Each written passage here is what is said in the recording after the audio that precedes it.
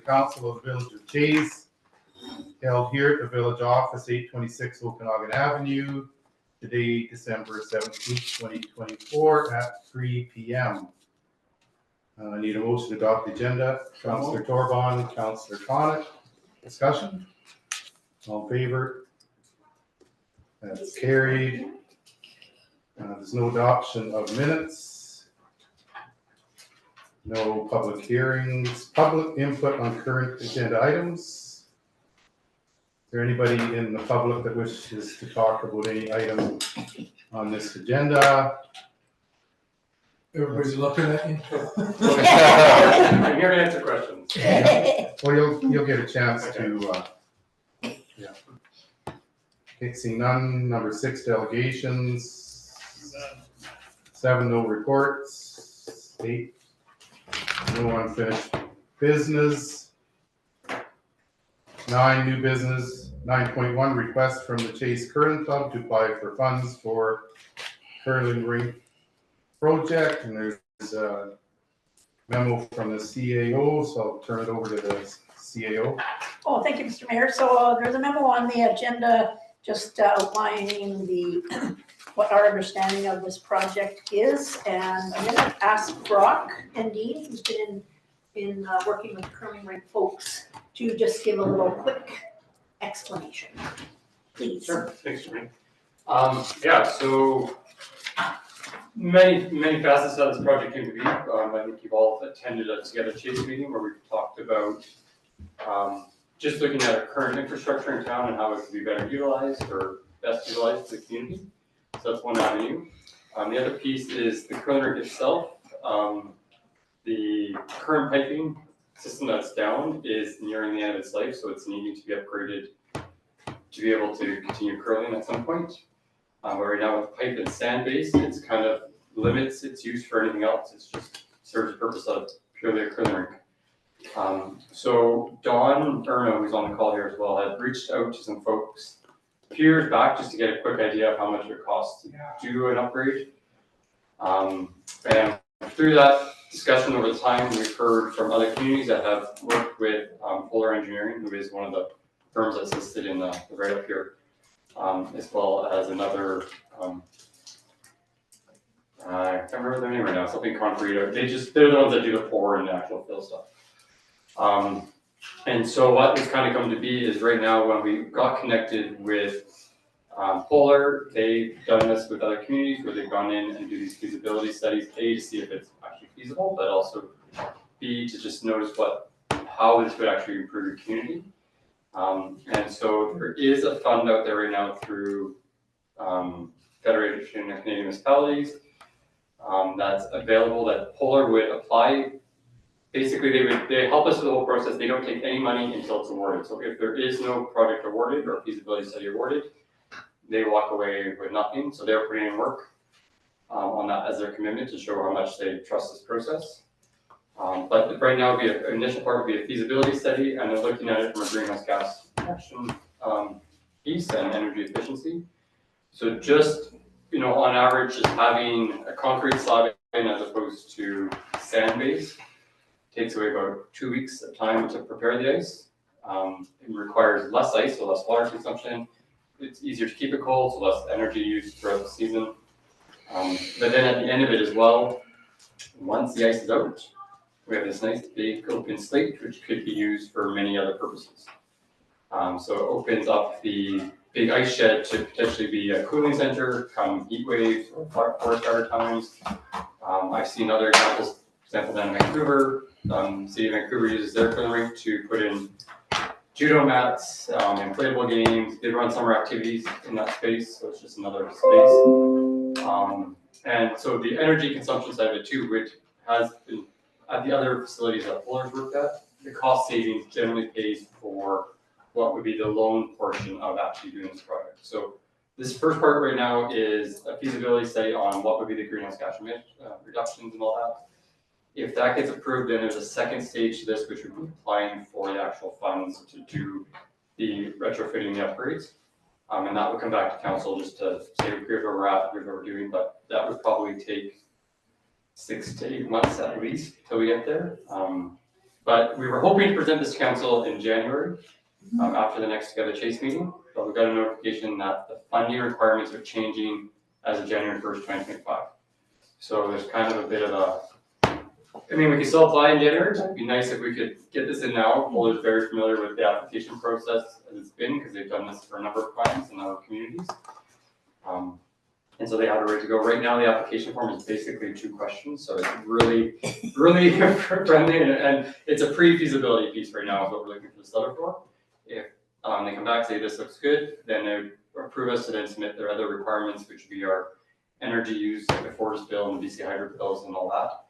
Then they would say, yes or no, you can go ahead with this project. I think the price tag we said was about 37,000 on there. 80% of it would be covered by the grant. And the other 20% would be on the curling rinks commitment, and the curling rink has already approved that they would cover that. Plus there's some extra like travel and incidentals, which is also covered under the grant if needed. So there's that commitment from the curling rink to say like, putting some money in, let's figure out if this is actually feasible before bringing it back. And then, you know, if the bigger project gets approved and we know what the cost is for actually pouring concrete and doing all these upgrades, that'll be more of a, okay, now we need to look at fundraising or looking at other grants. The current grant that we're looking to apply for is stackable, so we can look, and Polar has some other grants that we could look at to cover that 20% that we would need in that space. So it seems a really good process. We've talked to other communities that have used Polar. They've all been happy with them.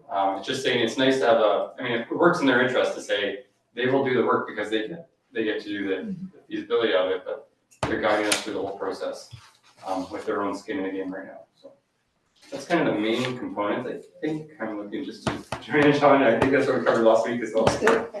So I got a question because some of those numbers you mentioned aren't in the report. Right, okay. That's true. So It'd just Mr. be nice to Mayor, go over it again. well, so Mr. Mayor, and to the rest of council, so when we met with Brock on Friday, we went through a lot of, at first, we were a little nervous because we thought, oh, you know, who's paying for what and how much is gonna be expended and all that. This pre-feasibility application is actually at no cost to anyone. Yeah. Just a couple of questions, they put it in, and then they're in the queue, basically. If the feasibility study grant is approved, the cost of it is $36,000, of which 80% will be paid by the grant. And the other 20%, the curling club has committed, the curling club board is committed to pay the other 20%, which is around $78,000 or something like that, $7,800. So basically Polar Engineering, because they've done this in quite a number of other places, they're really confident that what they're proposing will get FCM's attention and will, you know, that the project itself would reduce greenhouse gas emissions and therefore, and it's a great project for doing a feasibility study because it's a great way to, it's a great location, a great facility. It uses a lot of power to try and do a study to find out how that power consumption can be reduced. I didn't get that number. Did you say 80? About 80% of the grant would cover the cost of the And it was feasibility. 80,000? 38,000, 36, I think. 36,000. 36 and change, Okay. and around 7,800-ish in change for the 20% So portion. yeah, and so the reason it's not on here, we're not dealing with that today. That's It's correct, just knowledge. Correct, yeah. Basically, Knowledge is nice to have. what we're really comfortable with is that Polar is sticking their neck out basically to do this, to put us in the queue or put the curling rink facility in the queue at no cost to us. If this grant comes through, there's still no cost to the village because the club has said that they would put the cost forward that it has to be paid to do the study if the grant is provided. So that's why, yeah, there's no cost to the village at this time. Anybody on council has their comment? Well, if it's all done and passed and the cement is that, the current crop, do they get the revenue, like if they're renting, you were talking about a Crowdy or whatever, and that stuff. So that goes back, That would likely go back to the club, yeah, which would basically reduce, you know, reduce the village's risk of having to help subsidize the facility, basically. Yeah, Yeah, so it would reduce our having to potentially put money in. well, even if it was a cooling center, I mean, you probably get some, Oh. some funding from Absolutely. government then, and then Yeah. it'd go back to them Correct. then. Worked for me. Sounds like a lot for a feasibility study to put in a concrete floor. It's like, yeah, I guess to address that, it's not so much just to put in a concrete floor, it's to look at what other ways to reduce energy consumption in the building. So, you know, from an engineering perspective, it's actually, like, we did something similar down in Vancouver actually, and we were looking at about $180,000 for that feasibility study. So this is actually pretty small for, because it's a big energy audit and then recommendations on how to do it. The floor is part of the package versus the whole scope of the scale. The whole project would be more than just the floor. So If it went, that's the sorry, plumbing if as it went into well? there, yeah, that's right. So they would have to redo the plumbing that's That's in what the they'll have to sand? see, yeah. Yeah, okay.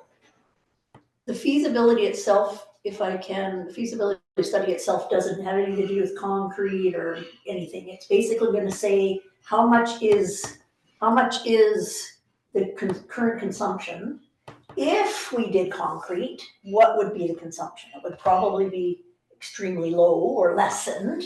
Therefore, if the feasibility study shows that, yeah, there's a significant reduction, if there's an improvement to the flooring and the piping, then that would be the next grant application phase. Yeah, so I shouldn't say it doesn't have anything to do with concrete, but what they're saying is they want to compare a no concrete old system to a potential new system with concrete. And what kind of energy savings could that garner? Does that answer your question, Councillor Torlon? Yeah, it just seemed like a lot, because you could buy a lot of concrete for $37,000. The quote we actually got for concrete was about $500,000 to do all the work, because you have to do structural things and pull it out. So it's not, the concrete thing is gonna be the big price tag if it comes. That's how much it's gonna cost? Yeah. Holy crap. I wish it was 38,000. You just slap the concrete in there and smooth it out. Oh, I'll get you smoothing it. Councillor Herman? Yeah, I was just gonna say, have you noticed how much a sidewalk cost us the last time we finished off a little bit of sidewalk down here? No. You remember that? I can't remember what it was, but I remember looking at it going, are you kidding me? For the short amount of concrete that was poured in there. It was shocking. Do you have anything else? No. CAO? I just wanted to know if Don Yes. Erno on Zoom may have any comments. Is he muted or unmuted or? He's muted. Himself. Don, do you have any comments?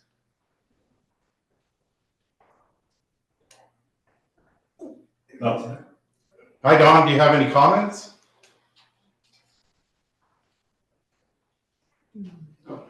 Doesn't look like his mic's actually. I think he said no. I didn't see any. He's unmuted. Hi, Don. Technology. Okay, Speaker's not on. any other questions from council? Okay, seeing none, does someone, Councillor Herman? Yeah, I move that the Village of Chase provide a letter of support to the Chase Current Club and Together Chase Group for the application of funds to conduct a feasibility study at the current rate to determine whether concrete floor and other improvements to the building will garner significant energy savings and greenhouse gas emission reductions. Do we have a seconder? Councillor Coniff? Discussion? Seeing none, all in favor? That's carried.